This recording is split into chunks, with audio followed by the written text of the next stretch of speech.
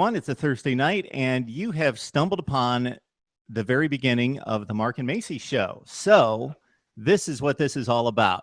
That's Macy Golder, and I'll shut up for a second and let her talk and just let her say hi. How are we doing today, Hello. Macy?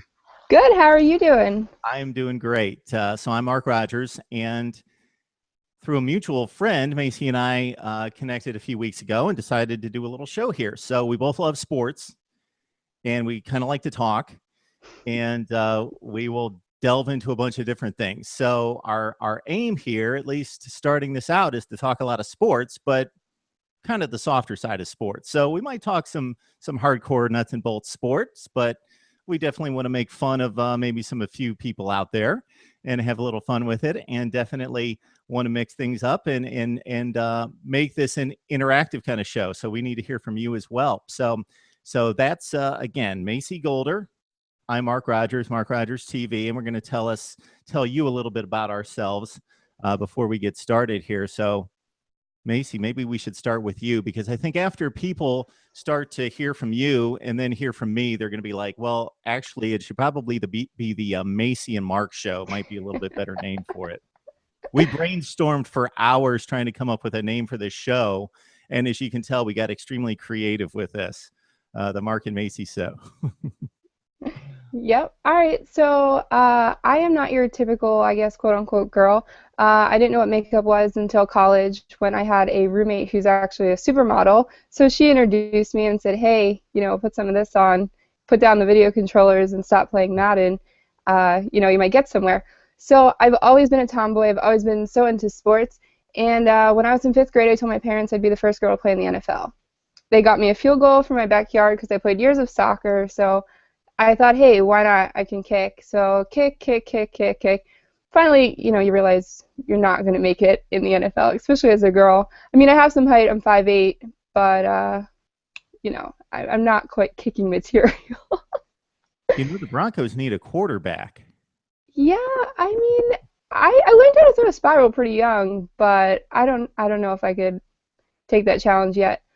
So I kind of decided, hey, the NFL is not going to work out for me, but what can I do, or how can I become part of a team or part of the NFL or part of sports? And I went to a Giants-Browns preseason game with my dad, met Susie Colbert, looked her right in the eye and said, one day I'm taking your job.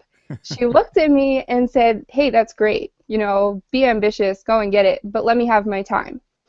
And she told me, stay in school, follow my heart, and believe deep down inside that I can do it. So ever since she told me those words, I kind of just went with it. Went to Penn State, best 4 years of my life. Great sports program, great journalism program. Majored in that and graduated in 2013 and have been living the dream so far. That is very cool. Very cool. So can you kick? I used to be able to kick. You can kick pretty well. Okay. Because Yeah. you moved that extra point out so far that I see all these field goal kickers now struggling with the extra point in the NFL. It's kind of fun to watch now. Yeah, I would probably need to get some work done if I kicked. I would be hurting big time. Okay. We've heard about Macy. I'll let you know about myself. So I'm probably telling Macy a few things she doesn't know about me. So I'm a few months older than Macy. I'm guessing. I initially thought I might be a few months younger, but I think I've got her by a few months. So anyway, much like you, Macy, huge sports fan. And it wasn't really indoctrinated in my family. It wasn't like I grew up surrounded by sports. I had a bunch of friends who loved sports, and that's kind of got me into it. What got me into it when I was, I don't know, 8 or 9 years old is when I really got avid about baseball and the NFL. And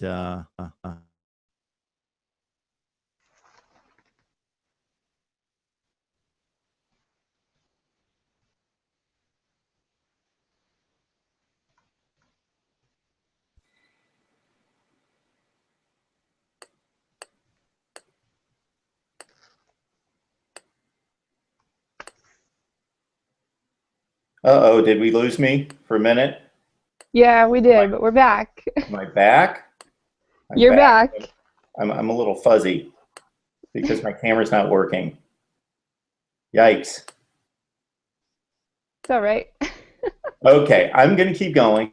And then when you start talking, I'm going to try to fix my camera. So I'll make this brief then. All right. So basically, yeah, once I knew that you could write and broadcast, and I always thought that that was really cool, I was tunnel vision. So I talk to all these people now, and it's funny, young people that are in high school, in college, they don't know what they want to do. And I actually think that's a good thing because you can explore a bunch of things, depending on the person. I was tunnel vision. I knew from junior high, this is what I want to do. I want to be a broadcaster or a writer, sports writer. So that's what I did. I went to Kent State and I was locked in. And so I graduated from Kent State.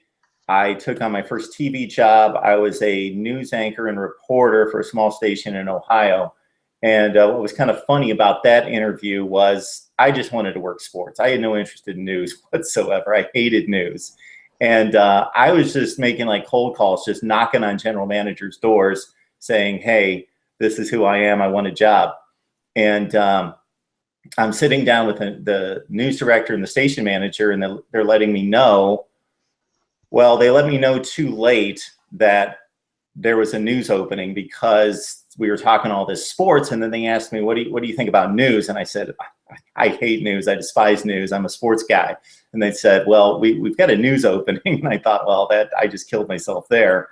But I got the job. So I was there in Ashland, Ohio, WNCO for 3 years, and learned a ton about just getting out there and doing it, being in the field, learning news and sports, and broadcasting a lot of sports on the weekends, doing play-by-play for Ashland University. So I'm not going to give you the resume. The resume is just too long and boring. So I'm starting down the road of talking resume here.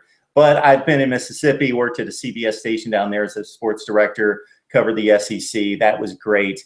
I've been in management at ESPN in production operations for a number of years. That's interesting to see the business side of it and see television executed at that level. So that's exciting as well. So right now I've got a channel on YouTube called Mark Rogers TV. So I just crank out tons of college football content, and that's pretty much what I do on the side, and write for a number of publications, Last Word on Sports, Fansided, and do some other things like that. So that's my deal right now. And I know, Macy, that this past summer you were working for Our Vision for Rutgers football. Yeah, that was a really cool experience. Yeah, no, it was a really cool experience at Rutgers. Being a Big Ten girl and getting the opportunity to cover a Big Ten team that wasn't your own school, learning a whole new coaching staff, roster, just their way of football. It was completely different, and being new to the Big Ten was really cool because it was a little bit, I don't want to say of a challenge, but it was a new thing for them, so they're still adjusting. And I met so many great people and so many great connections, and you know, I want to see them be successful. And with the rough year and the rough start that they had, I was a little upset with that. Definitely. That was like some unprecedented situation to hear what went on there, and then just the response to that and so forth. So in the sports world this week, Macy, what catches your eye? What's got your attention? So being a Giants fan, I love the NFC East. I am extremely excited to see Tony Romo come back. I think it's going to be really interesting. The NFC East has kind of been the battles of the losers so far. The Giants have just played awful games, bad play calling, bad clock management. What else is new? You know, a lot of that stuff. The Eagles were the dream team ×3, and now they find themselves questioning everything. The Redskins didn't believe in Kirk Cousins, but Kirk Cousins now is their miracle, and they're in second place. And I think they could run away with that division, but I'm excited to see Tony back. I hope he kind of brings some of that magic back to the NFC East, and maybe we'll get the ball rolling and we'll see good football instead of just mediocre something to watch on Sunday football. Macy, my favorite Kirk Cousins comment was when he was a rookie and he got his first start. I think he came in relief the week before. He played pretty well. He might have won the game or brought him back, but he played well. Then he got his first start, and he won. And he was asked after the game, you know, were you nervous? You had to be a little bit intimidated. Rookie season, first start, and you're in the NFL. And he said, I played in the Big Ten. This wasn't a big deal. Yeah, no, I'm all for that. Love the Big Ten football. So, I root for him because you want to see him do well. You want to see the Big Ten guys do well. So, I'm rooting for you, Kirk. But next week when the Giants play the Redskins, I'm not rooting for you. So I got two words for you. Being a Giants, not just a Giants fan, but somebody who covers the Giants, I think unless things drastically change this season and you're able to win the division title and maybe erase some negative things that have happened this year, it's clock management. That's Yes. It's kind of been the big issue for Tom Coughlin and his staff this year. Tom Coughlin's a young guy, but you'd think he'd know clock management by now.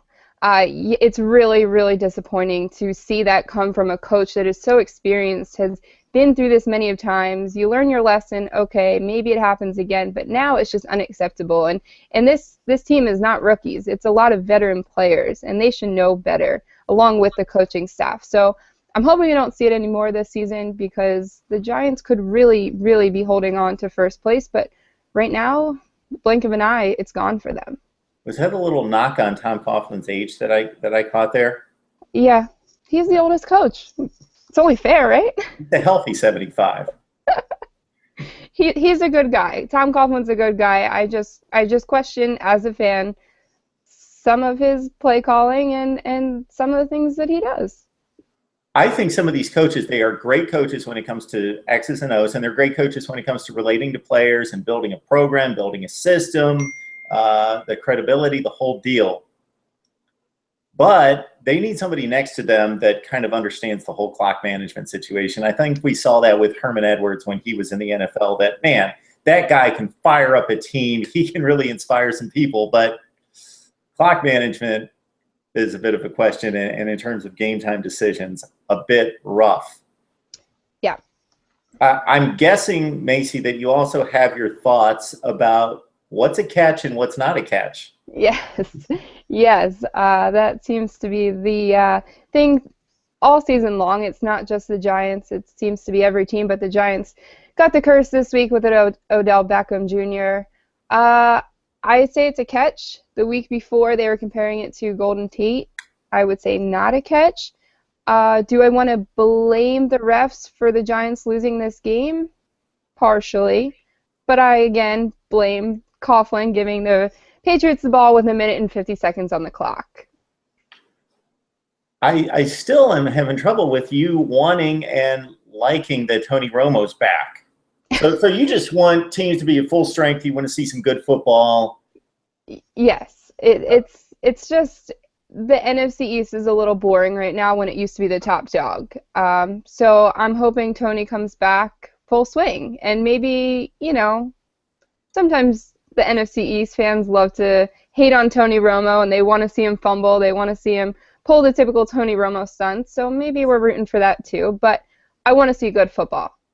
I'm actually, Macy, a little entertained to see how the Cowboys are going to blow that particular game that week. That's entertainment to me because they seem to invent a different way each week. And I was a little upset this past week just because I like to get my predictions right, and I took the Cowboys. They were a 1-point favorite against the Buccaneers. They had the game in their hands, and they figured out another way to blow a game with a pass interference or like a defensive holding call at the goal line after they stopped Jameis Winston. So, yes, it's not a great division, but it's full of tradition and probably the hardest core fans across the NFL. If you look at all four teams, there are no softies in there in regards to fan bases. Everybody's really invested and really hardcore from those four NFC East division fan bases. And the Eagles, yeah, we know what Philadelphia fans are like, and you're kind of close by, so you've got a feel for Eagles fans and what they're all about. Oh yeah, they've shaped me to be who I am today. Growing up as a Giants fan, living in the suburbs of Philadelphia, not only did I have to know the Giants in and out, but I had to know the Eagles in and out, and I had to know, who they were playing, and I followed more Eagles football because we don't even get Giants games here. So it was it was fun. I mean, I had my good days when the Giants lost or when the Eagles lost in the Super Bowl. Best day of my life. I was actually so sick that day I couldn't go to school and rub it in everyone's face that the Eagles lost in the Super Bowl. But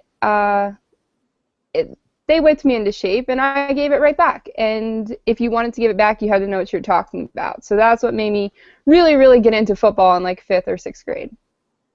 Macy, this is going to be my shameless plug about my fantasy football abilities because it centers around that Super Bowl. Because otherwise, I've never played fantasy football, and people are surprised by that.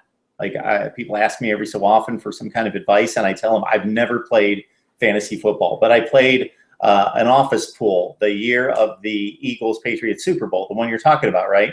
Yep. Yeah. So at the beginning of the playoffs, somebody at ESPN came up with a pool, and they said we're going to do a fantasy pool, but it's only for the playoffs, and so you got to pick players that are in the playoffs. So my strategy was the Eagles and the Patriots are going to go to the Super Bowl. So I'm taking all Eagles and all Patriots. And, Peyton Manning was probably piling up better stats than anybody at that time. And so people would take Peyton Manning, but obviously if your guy gets knocked out early in the playoffs, then he's not going to be around to compile points. So you've got to kind of weigh both of those things around. So there's like 100 people, something like that in this pool. And I'm like in, I don't know, 21st place going into the Super Bowl.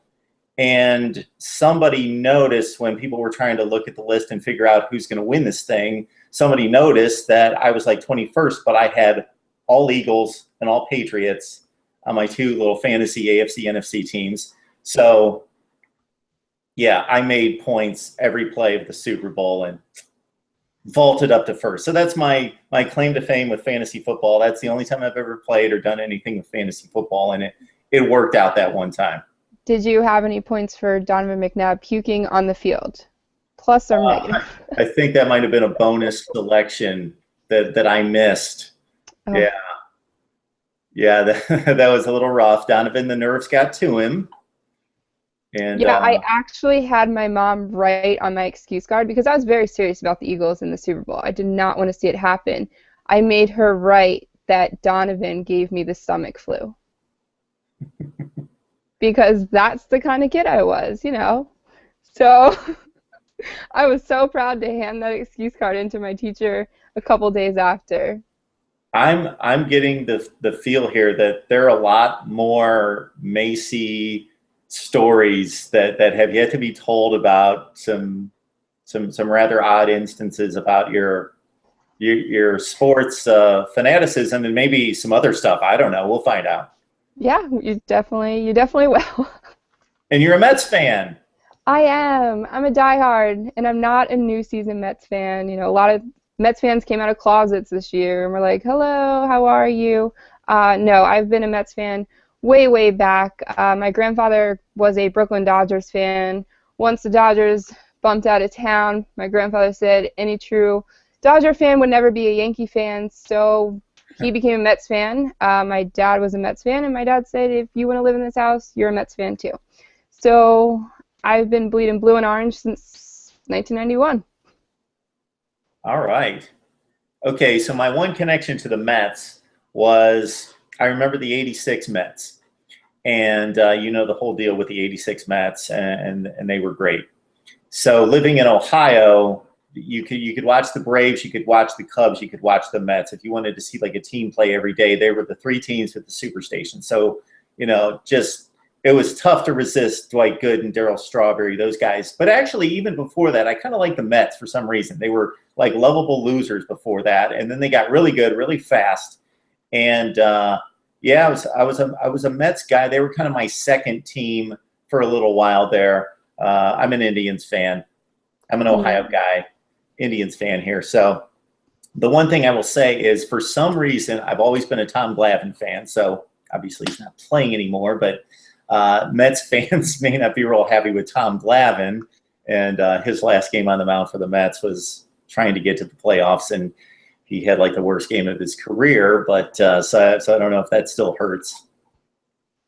Not so much. I would definitely say, though, when the Mets, the last time they were in the playoffs, and Carlos Beltran just watched that ball go right over the plate. My dad won 2 tickets to the World Series in a lottery. So if the Mets won, we had 2 tickets to the World Series. And I sat there with my dad watching this game, knowing we could be going to the World Series, and we just watched a game end like that. Yeah, that was rough. I was at work and had some Mets fans around me. And I was rooting for the Mets because Tom Glavine was on the team. I was rooting for the Mets. So it was the next year I was talking about that they were trying to get back to the playoffs, and they had a big lead coming down the stretch, and they blew it. And then they needed a win on the last day of the season to make the playoffs. And, yeah, Tom Glavine didn't pitch rather well in that one. That's sports, though, right? Makes you a better fan. I mean, you win Yes, some, that's you what I lose try to some. tell people. I don't know if you have people in your life like this, Macy, who friends or whoever who kind of jump from team to team depending on who's winning. And that's what fun is that? Yeah, I mean, I think that's kind of back to the Eagles. That's a lot of the Eagles fans. They're fans if the Eagles are winning. If the Eagles aren't winning, it's like they don't exist. Yeah, you can't be like that. You got to stick with your team because that makes winning that much sweeter. Exactly. You appreciate a win. All right. So that's Macy. I'm Mark. We're going to do this maybe every Thursday night. We're still figuring things out. And maybe it's going to be Macy and Mark. Maybe it's going to be something else. Maybe we'll come up with a different name. But it seems to work at this point, so we'll go with it. So, yeah. So tweet us, comment. We'll read your comments. We'll react. So I've got one comment here, Macy, and I think you know where I'm going with this. This is one comment. So Macy and I have done, let's see, 2 records. We talked some college football last week, and then the week before, or maybe a couple of weeks ago, we talked some Brian Kelly, his little situation on the sideline during the Temple game. So Clemson alum 98. Do you know who this individual is, Macy? I do not. No. Do not. Okay. I do The not. way you wrote your response, I thought, does she know this individual? Okay. So somebody's an instant fan. Not that you don't have others out there, which I'm sure you do. But this person, let's see, this was in response to, I'm guessing, the first video, I think, started talking all this college football. Maybe it was the second video. We were talking college football and the best matchups for the week. And so Clemson alum 98 responded that they had all these opinions about who should be in the playoff and who shouldn't and where we missed it. And then last comment was, Macy, I have an extra ticket for you to the ACC championship game. Yeah. I don't get offers like that. I mean, I can say that's probably my first. I was speechless. I didn't even know what to say. I thought it was pretty funny. I actually didn't know if it was like a good thing or a bad thing at first because sometimes, people are like, yeah, you can, go to this sporting event. And then I was like, I don't know if that was good or bad. But no, once I kept reading it and then you were like, where's my ticket? I knew it was a good thing. So I thought that was really cool. If you want to go, let's go. You notice he didn't respond when I jumped in with asking where my ticket is. I know. Just crickets. Okay. I'm sure there will be someone out there that will want to hang out with you and bring I'm you sure. to some cool sporting event. I don't know. I've been doing this for like 4 or 5 years. Nobody's offered me any tickets to any games, or I get comments about how stupid I am, or my opinion's stupid, or all that. No, I do get some really nice comments. I have to admit, most of the comments are very nice. Either they're just typical sports comments, engaging, giving their opinion. But I do get some really nice comments about, love the videos, keep it up, that kind of thing. But then I shouldn't probably bring out my best material for the first show, since who knows how many people are going to watch this. But maybe the funniest comment I ever got, Macy, was somebody, they were just kind of ripping on whatever opinion I had about whatever the topic. Then they mentioned that I might want to lose the bad hair job, something about my hair, and I wish I could go back and read it, but it's been taken off. Something about my hair and something about the bad dye job on my hair. Yeah. Being a girl, I know all about that too. Everything gets critiqued, and hey, bring it on. I don't really care. I'm me. I'm happy with myself. People like me for who I am. Take it or leave it. I stay humble. If you want to, throw some good at me, throw some bad at me, you can only critique yourself. So if you're happy with yourself, who cares what they say, right? Yeah, that's right. I can't leave that comment though, because no dye. It's all natural. That's it. There might be a little gel every so often, but that's it. Yeah, people are pretty harsh, and then I say, how about you do this? You put yourself in this situation. Then They what? are harsh. Yes, people get awfully mean when they can sit behind their laptop. It's amazing. Yep, yep. I experienced some of that at Rutgers. Coming into that, being a Penn State grad, they wanted me out. I went through some tough times, but it was the best learning lesson that I've ever had. People went to the extremes of telling me to go kill myself. So I was very taken back by that, and my dad just said, keep going, keep doing what you're doing, because when you have haters, you know that you've done something right. And it's what I've done. I appreciate the people that bring in the good, and I wish the best to the people who bring in the bad. Wait a minute. So you started working for Rutgers, our vision, and there are actually people that are Rutgers fans, alumni, whatever, students that like were seriously giving you a hard time, like not joking. Oh, yes, 110%. I mean, it was really crazy. It was with my first day was a Sunday when players reported, and by Monday, once videos were up and out there, and people found my Twitter account, they saw that I was a Penn State grad, and they were not happy with it at all. I got harassed because of where I went to school and because of the way I look, and people think I should lose 25 pounds, and you name it, they said it. And they went to every extreme, every single extreme, but I kept my head up and I did what I needed to do, and I couldn't be more thankful for it. Okay. Well, it's obvious that you got some serious weight issues, Macy. So I'm not going to go there because that's pretty obvious that you need to work on that. So I wasn't ever going to address that part of it. But man, that's just crazy because we've got, first of all, I never took Rutgers football as being that passionate of a fan base. So I'm surprised there. And then secondly, I never took Penn State and Rutgers. I know they're pretty close in proximity, but I don't consider that a rivalry.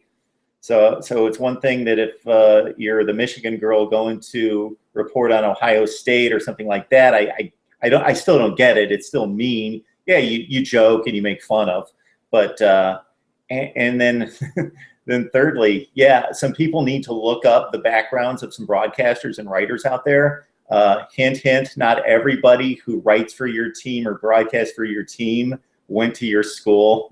There are people all over the place writing and broadcasting for different schools that didn't go to that school. So yeah, people are pretty ignorant. It's crazy. Yeah, it was really crazy. I mean, don't get me wrong. We all get it on a daily basis on Twitter. Post a photo, post this, post that. People are there to critique you.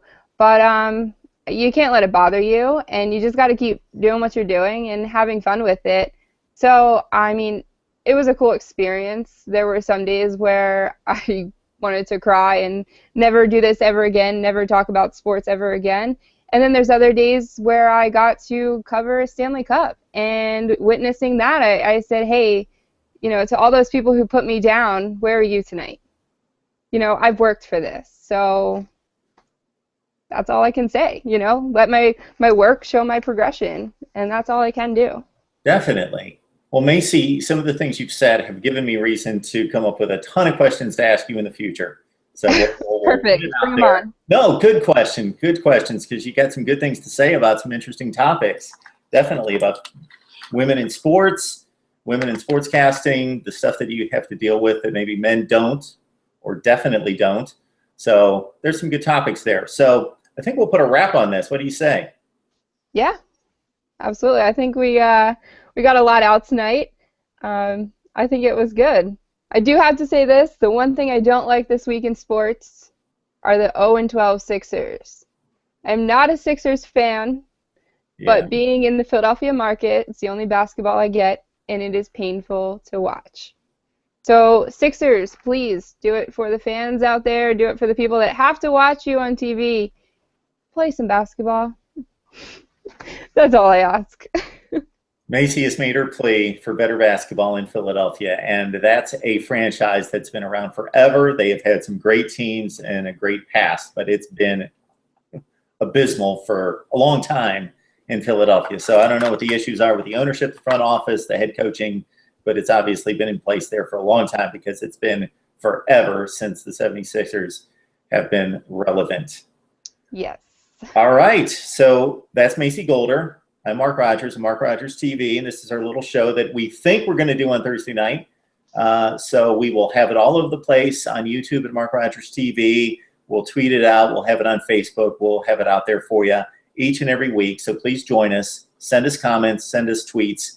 And we'll have a little interactive show on sports and whatever else we want to talk about.